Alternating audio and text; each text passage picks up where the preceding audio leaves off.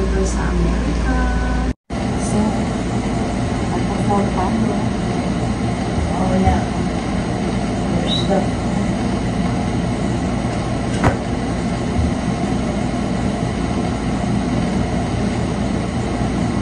kailangan kasi ang tulong ng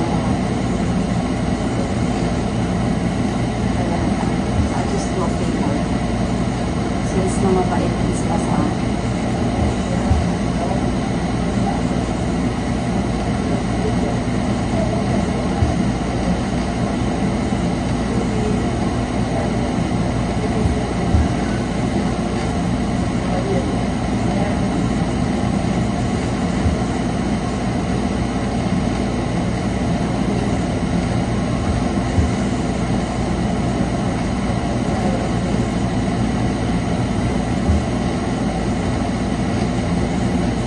Tinakot pa naman ng asawa na pag hindi siya matulog, ilalagay siya sa nursing home na awa talaga ako sa lalaki.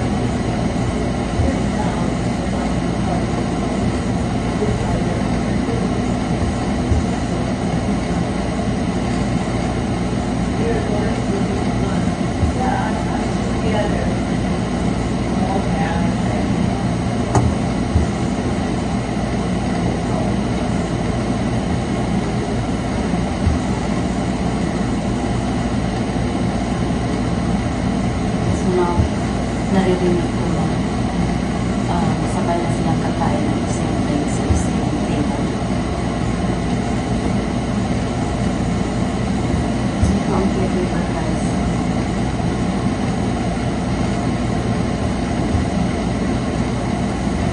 May extra work.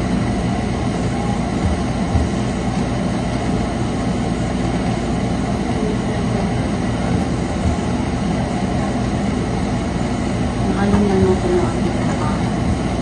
Yun lang.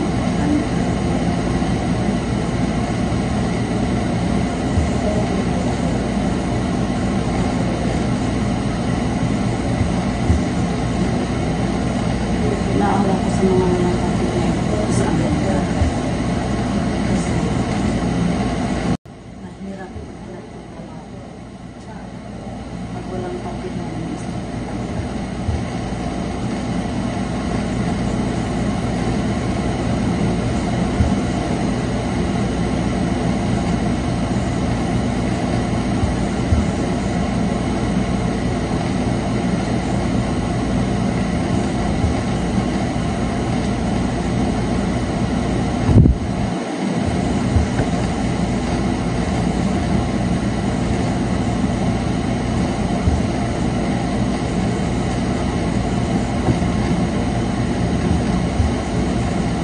Kasi seryoso talaga si Trump na pauwi ang walang papel. Seryoso talaga.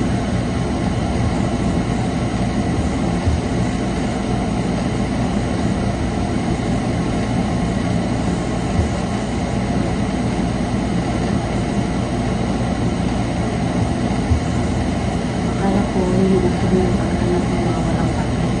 Ay guys.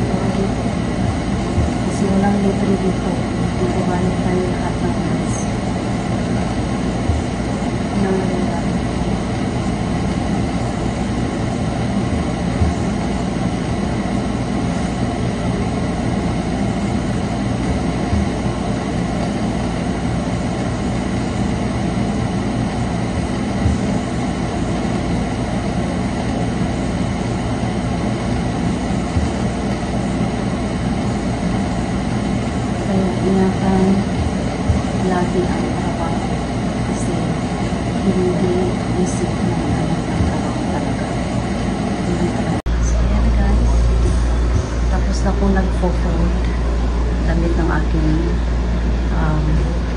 husband ng aking yeah.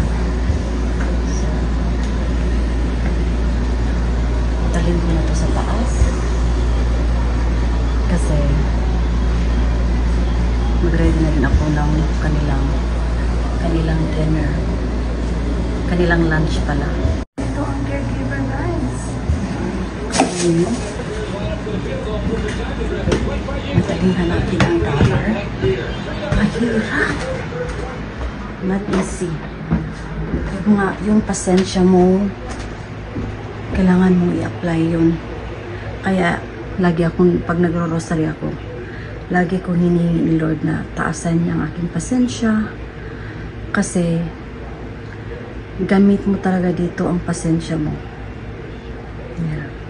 So, na-arrange ko na ang kanyang mga short sleeve, long pants, short pants, shorts, saka underwear.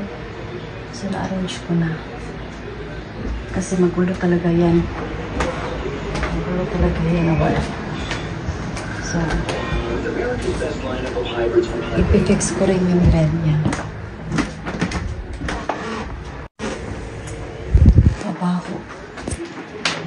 Kasi na, hindi na niya makontrol ang kanyang ihi. Sa lalaki. Hindi ko trabaho. Pero, gawin na natin favor yung sa ating matanda.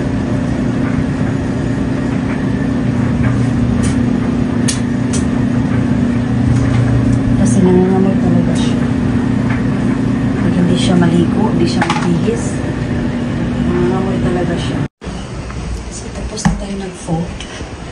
Meron naman tayo isang load the laundry.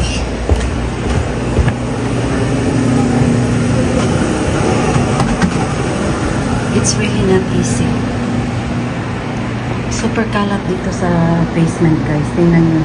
Pero hindi ko pwedeng galawin kasi nga maraming mga importanteng papeles na ayaw natin galawin. So, yan. Kalat galore. Diba? Pero hindi tayo pwedeng makialam. Gusto ko matulungan pero ayoko. Kasi may mga importanteng papel. So, ngayon, mag-ready na ako ng lunch nila. Kasi sabi, 12:30. So, it's macaroni and cheese. Leftover nila kagabi. Lagyan ko lang ng 2 tablespoons each para sa kanilang lunch. Para hindi dry.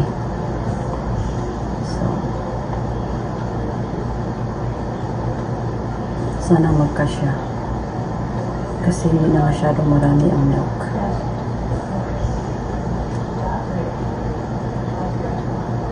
Instruction to ng aming babae. So, palo-palo lang tayo sa rules and regulations para masaya ang buhay.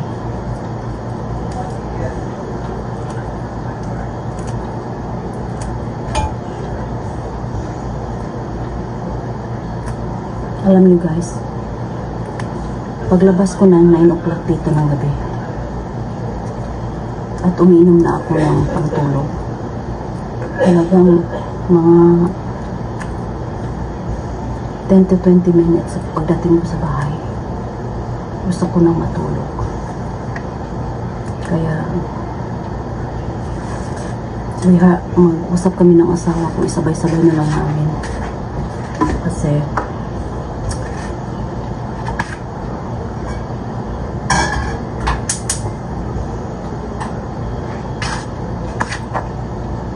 ganito talaga ang trabaho.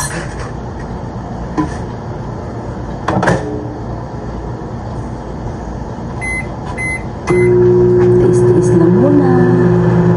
Kasi nga, kailangan pa natin kunting trabaho. But, basta walang problema, walang away, walang negative, walang stress.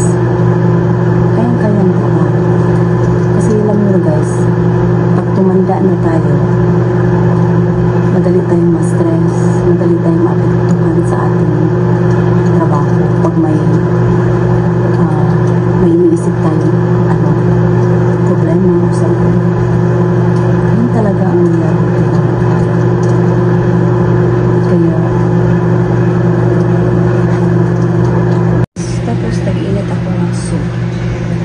made to my soup na nasakyan. Inutin lang natin.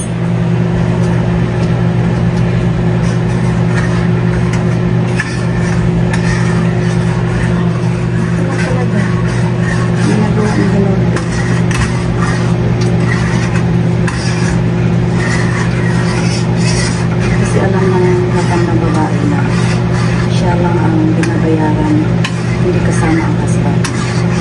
Kaya everything na ang ginagawa ko sa kanya, hindi na pinagawa niya sa akin, sa kaasawa niya. Kaya kagabi talagang sinasabihan ko na siya para alam niya. Tapos sinabihan ko rin yung anak kasi specific yung trabaho eh. Pwede tayong magawa ng extra work pero hindi yung bukas sa puso natin, diba? Pero pag pinagawa ka na ng so much than your work, ay hindi na yung pwede. Kailangan mo bigyan din natin ng kasi yung bayad nila is only good for one person. Yeah. Ako ginagawa ko, ang dami kong ginagawang extra sa trabaho. Pero hindi pwedeng lahat na lang, di ba? Kasi abuso na yun, di ba? Kasi ako, they don't need to tell me kung anong gagawin ko kasi automatic na yung ginagawa ko talaga. Yeah, yan ang tunay na caregiver. Hindi ko iniisip ang sahod, pero may borderline din ang kasi mag-abuso ninyong mga amo. Yun. So, yun lang guys. So, ito talaga ang buhay ni Minolby, di ba? So, thanks for watching everybody. Salamat sa mga support. Kahit hindi pa ako namimigay ng bigas, darating din tayo dyan. Be patient. Alam niyo naman ang nangyayari. Bakit na-stop yung pamimigay ko ng pangkabuhayan at saka pabigas. But rest assured guys na babalik yun, hindi yun mawawala. It's in my head. Talagang hindi lang talaga kaya pa. So, thank you guys for watching. Thank you sa pag-subscribe. Thank you sa pag-support lagi. Pag-share sa aking mga video. Thank you guys so much. God bless everybody.